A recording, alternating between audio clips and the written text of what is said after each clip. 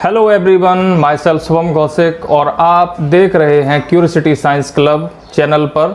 हमारी जो वीडियो है वो क्लास 9th के लिए है। चैप्टर है टिश्यू। सेल के बाद टिश्यू आता है, जो चैप्टर बहुत ही इम्पोर्टेंट है, बायोलॉजी का चैप्टर है बच्चों। तो बड़े ध्यान से समझना इस चैप्टर को, बहुत ही कॉम्प्लिकेटेड होता है उन बच्चों के लिए जिन्होंने सेल्स के चैप्टर को अच्छे से नहीं पढ़ा है। तो सबसे पहले हम बात करते हैं कि टिश्यू क्या है। तो आप जो इमेज देख रहे हो इसमें टिपिकली हमने एक प्लांट को देखा है। प्लांट में लीफ भी आपने देखी है, स्टेम भी आपने देखा है और रूट भी आपने देखी है। तो ये सारी चीज़ें देखी हैं। दूसरा जो फिगर है इसमें आपको मसल सेल दिख रही है, ये आपकी एक मसल है और इसमें अंदर की तरफ फाइब्रोसस मसल्स भी हुई हैं। तो सारी चीज़ों को हम डिटेल से समझेंगे। तो अब बात करते हैं हम कि टिश्यू क्या होता है। तो टिश्यू की एक बेसिक डेफिनेशन है जो आपको समझनी पड़ेगी। द ग्रुप ऑफ सेल्स, क्या होता है बेटा टिश्यू? ग्रुप ऑफ सेल्स होता है, यानी सेल्स तो एक बेसिक फंडामेंटल यूनिट है लाइफ का। तो अगर बहुत सारी बेसिक फंडामेंटल्स को आपस में जोड़ करके ग्रुप बना दिया जाए तो उसी ग्रुप को हम क्या बोलते हैं? Group of cells. अब group of cells of similar structure, यानी कि हर सेल का स्ट्रक्चर अलग अलग होता है जैसा कि आप जानते हो, लेकिन यहाँ पर सिमिलर स्ट्रक्चर्स की सेल का ग्रुप चाहिए जो कि कंबाइंड होती हैं together to perform a specific function from a tissue.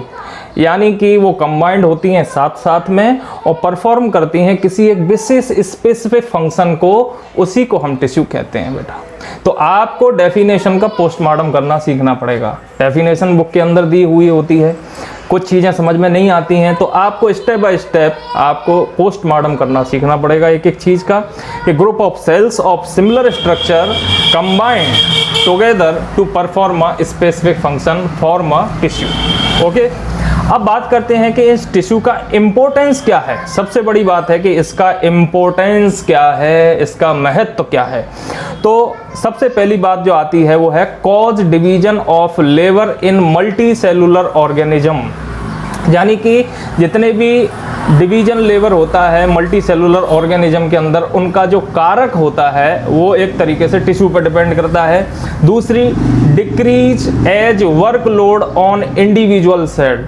किसी भी सेल के ऊपर पूरा का पूरा कार्यभार डाल दिया जाए तो सेल की तो हालत ही खराब हो जाएगी।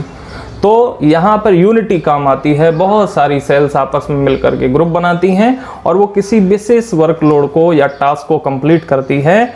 और अगला जो पॉइंट आता है वो लीड्स टू ऑर्गेनाइजेशन, यानी कि एक ऑर्गेनाइजेशन की तरफ लीड करता है। तो सबसे पहले आप यहाँ देखोगे सेल, सेल से बनता है टिश्यू, टिश्यू से बनता है ऑर्गन और ऑर्गन से बनता है ऑर्गन सिस्टम और आगे चल के ऑर्गन सिस्टम से बनता है ऑर्गेनिज्म। तो ये एक स्टेप बाय स्टेप आप समझोगे। तो सबसे पहले क्या आती है? सेल। सेल जब आपस में मिलती हैं, ग्रुप बनाती हैं तो बनता है टिश्यू, और टिश्यू जब आपस में मिल जाते हैं तो बनता है ऑर्गन, और ऑर्गन से निर्माण होता है ऑर्गन सिस्टम का। किसका? ऑर्गन सिस्टम का। और ऑर्गन सिस्टम के बाद बनता है ऑर्गेनिज्म।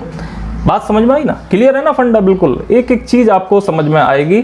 आप पूरी वीडियो को लास्ट तक जरूर देखना। अब बात करते हैं, there are 2 types of tissue. Tissue को भी हमने 2 भागों में बांटा हुआ है जी। कौन कौन से? सबसे पहला आता है प्लांट टिश्यू और दूसरा आता है एनिमल टिश्यू। प्लांट के अंदर जो भी टिश्यू होंगे उनको प्लांट टिश्यू नाम दे दिया, एनिमल्स के अंदर जो भी टिश्यू होंगे उनको एनिमल टिश्यू नाम दे दिया। तो सबसे पहले बात करी जाएगी प्लांट टिश्यू की। किसकी? Plant tissue. प्लांट के अंदर टिश्यू जो पाए जाते हैं, तो प्लांट्स आर इमोबाइल, यानी कि प्लांट जो हैं वो एक जगह पर स्थिर होते हैं, वो गतिशील नहीं होते, इमोबाइल हैं। And hence have been provide with tissue made up of dead cells, और इनके अंदर जो टिश्यू पाए जाते हैं वो मोस्टली डेड सेल के बने होते हैं। विच प्रोवाइड स्ट्रक्चरल स्ट्रेंथ, जो कि स्ट्रक्चरल स्ट्रेंथ प्रोवाइड करता है। डेड सेल क्या करता है? स्ट्रेंथ, स्ट्रक्चरल स्ट्रेंथ प्रोवाइड करता है। They have to endure unfavorable environmental situation like strong winds, storms and floods। यानी कि अनफेवरेबल अगर आपका मौसम है, एनवायरनमेंट है, आंधी है, तूफान है, बरसात है, तो ऐसी सिचुएशन में स्ट्रॉन्गनेस प्रोवाइड करता है। विंड, स्ट्रॉम, फ्लड वगैरह से मजबूती से खड़ा रहने में सहायता प्रदान करता है। क्या चीज़? डेड सेल का टिश्यू। अब बात करते हैं एनिमल सेल। तो एनिमल सेल की अगर बात करें तो animal cells are made up of animal cells. Animal tissue किससे बनके मिलता है? एनिमल सेल से।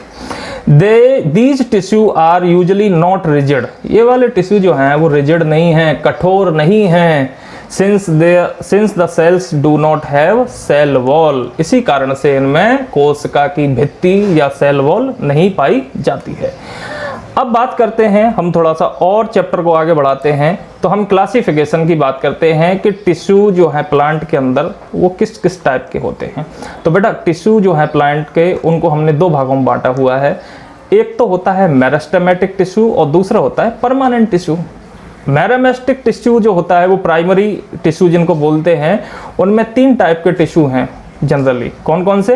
एपिकल, लेटरल और इंटरकैलरी। सबसे पहले बात करते हैं एपिकल। तो एपिकल मेरिस्टेमेटिक टिश्यू बोलेंगे इसको। क्या बोलेंगे? Apical meristematic tissue. दूसरा होता है लेटरल मेरिस्टेमेटिक टिश्यू। तीसरा होता है इंटरकैलरी मेरिस्टेमेटिक टिश्यू। अब बात करते हैं परमानेंट टिश्यू के। तो परमानेंट को भी हमने 2 भागों में बांटा हुआ है। सबसे पहला आता है सिंपल परमानेंट टिश्यू और दूसरा आता है कॉम्प्लेक्स परमानेंट टिश्यू। अब सिंपल को भी हमने कई भागों में बांट लिया है। कौन कौन से? पेरेन्काइमा, कोलेन्काइमा और स्क्लेरेन्काइमा। कौन कौन से?